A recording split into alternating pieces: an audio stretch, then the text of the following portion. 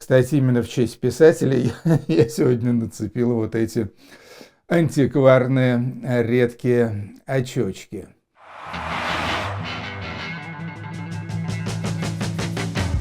Здравствуйте, дорогие товарищи! Меня зовут Артемий Троицкий, и вы смотрите 28-ю серию видеоэпопеи «Популярная советология». Сейчас у нас идет блок, посвященный культуре, он только начался. В предыдущих двух сериях я рассказывал о каких-то основных принципах советской культуры, весь этот социалистический реализм, то из каких, скажем так, уровней эта культура состояла, как она приблизительно в общем и целом управлялась государством на уровне ЦК КПСС, отдела культуры и Министерства культуры. Ну а сегодня мы переходим уже к конкретным фрагментам этой самой культурной жизни, и начнем мы с литературы, с писателей. Кстати, именно в честь писателей я сегодня нацепил вот эти антикварные редкие очечки. Итак, почему литература? Потому что литература – это, наверное, такой базовый культурный слой, на котором зиждется очень много. И театр, и кино, и даже музыка отчасти, и так далее. И государственное регулирование в область литературы тоже залезло раньше, чем куда бы то ни было еще.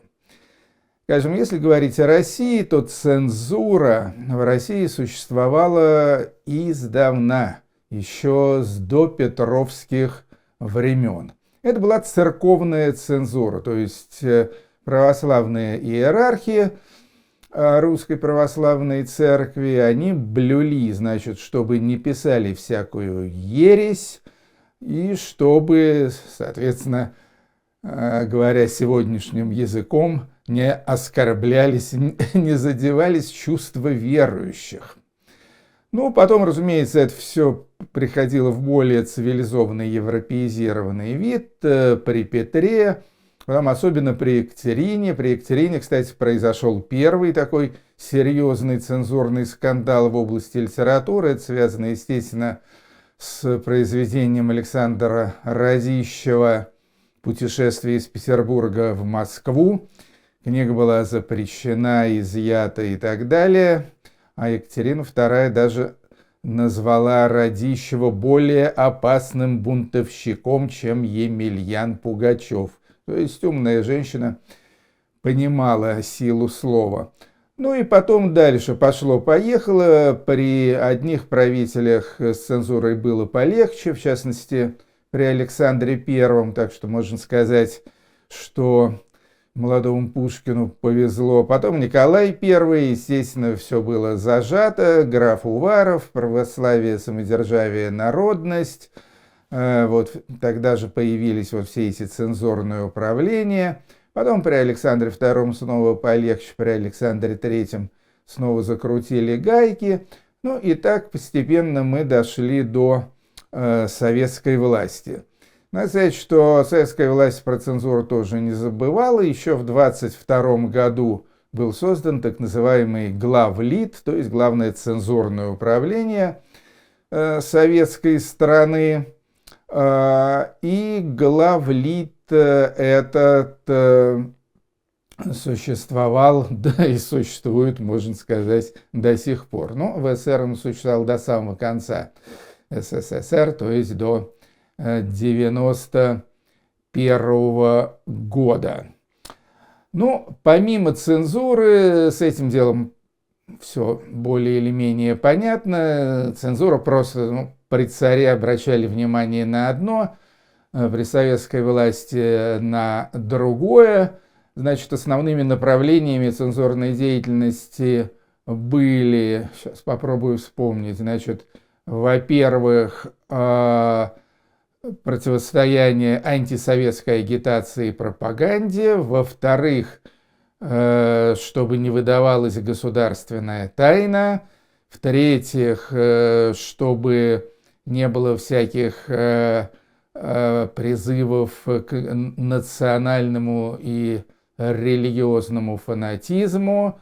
Затем, значит, был отдельный пункт, касающийся порнографии. Ну и какой-то еще там был 4-й пункт. Не помню что. Значит, помимо цензуры, цензура это был кнут. Но нужен был еще и пряник для советских писателей. И Сталин это прекрасно понимал. Поэтому в 1934 году был создан Союз писателей СССР. Это была такая очень громкая акция. Сначала, значит, на съездах партии об этом говорили, ну и потом, наконец, создали этот самый Союз писателей, в учреждении и организации, доводки которого Сталин принимал самое непосредственное участие. Ну, там как бы крышей этого всего Союза писателей, значит, был Максим Горький, естественно, всемирно известный писатель и так далее. Союз писателей, надо сказать, возник не на пустом месте, потому что до этого там были всяческие литературные объединения. Самым известным был такой РАП, Российская ассоциация пролетарских писателей. Вот, значит, все эти кустарные объединения, значит, были похерены, вместо них возник Союз писателей, который по устройству был даже похож на партию коммунистическую, то есть верховным органом там был съезд Союза писателей, потом там всякие правления, бюро там и прочее, и прочее. Значит, в чем состоял смысл Союза писателей, в чем был вот этот самый пресловутый пряник?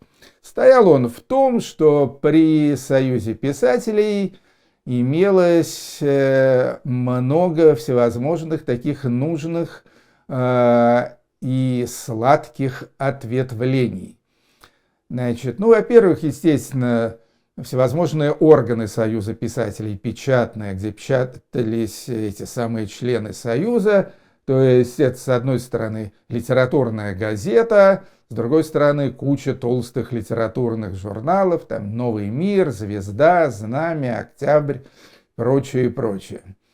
Значит, во-вторых, литературный институт, которому впоследствии было присвоено имя Алексея Максимовича Горького, разумеется. Ну и главное, это была такая контора при Союзе писателей под названием Литфонд. Ну, она как бы несла некоторые профсоюзные функции, то есть занималась всевозможным материальным обеспечением советских писателей. Что входило в это обеспечение? Входили, во-первых, писательские дачные поселки и жилищные кооперативы.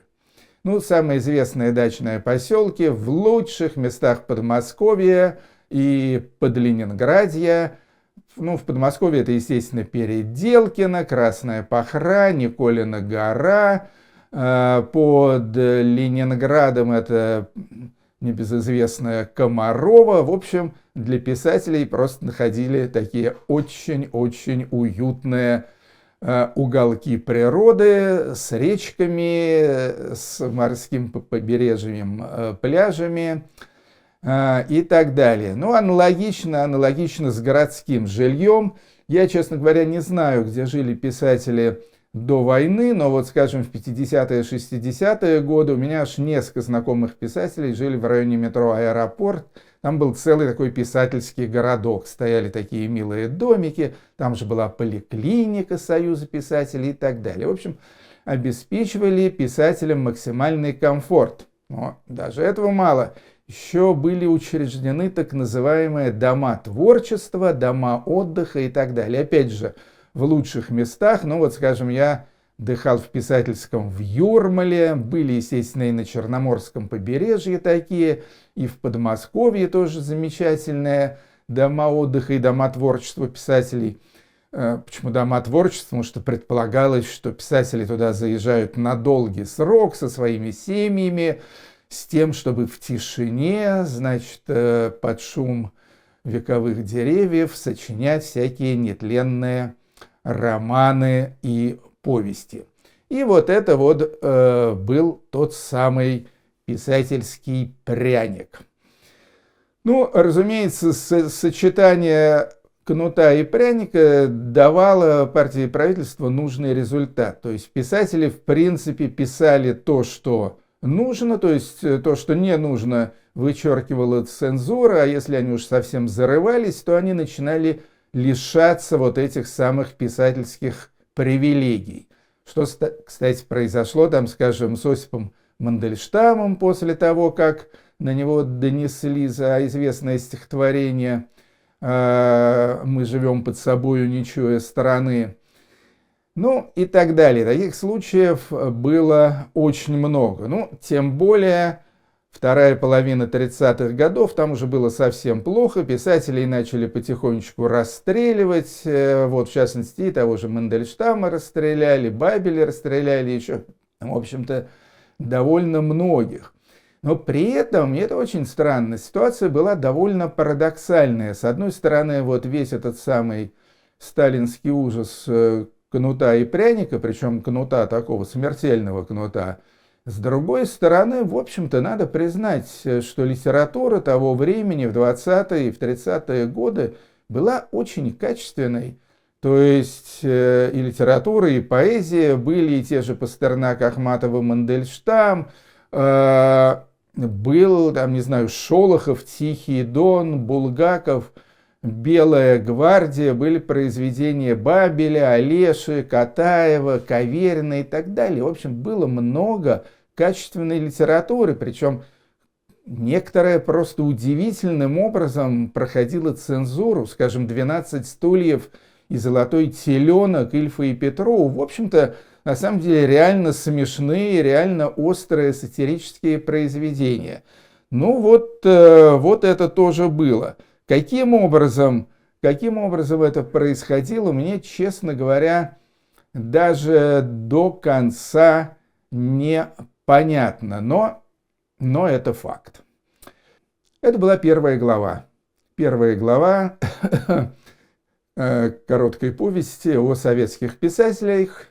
Вторая глава будет в следующем выпуске, в 29-й серии. Посмотрим, что происходило с советской литературой и советскими писателями после войны. Это был Артемий Троицкий, популярная советология. Счастливо!